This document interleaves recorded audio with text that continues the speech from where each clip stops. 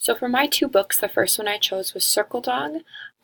This is a book mostly towards young preschool, and there was a couple issues in this book. The main one being the main circle they referred to was the one inside the dog's stomach, if you can see that right here. And this actually isn't a circle because it's not closed, of course. So this would be pretty leading, especially to a young child, 2 or 3. Something they could do to fix this, however, would just to connect this and make this a circle inside and really outline it to show that there's a circle. As well as there's a couple other pages that had things that could have been references as circles, but they didn't really talk about the fact that those shapes were circles.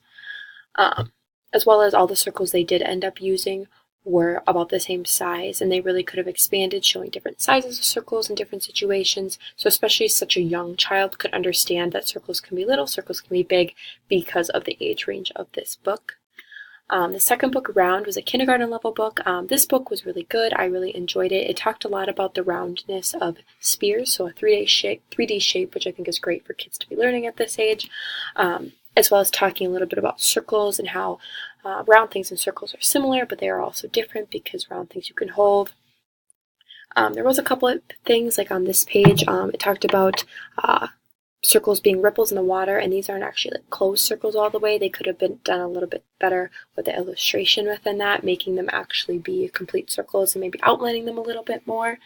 And then there could have been a lot more talk of the use of the word sphere. I think they only used it once or twice, and it could have been on every page to really reiterate that circles that are 3D objects are really called spheres, and they are much different than a 2D circle.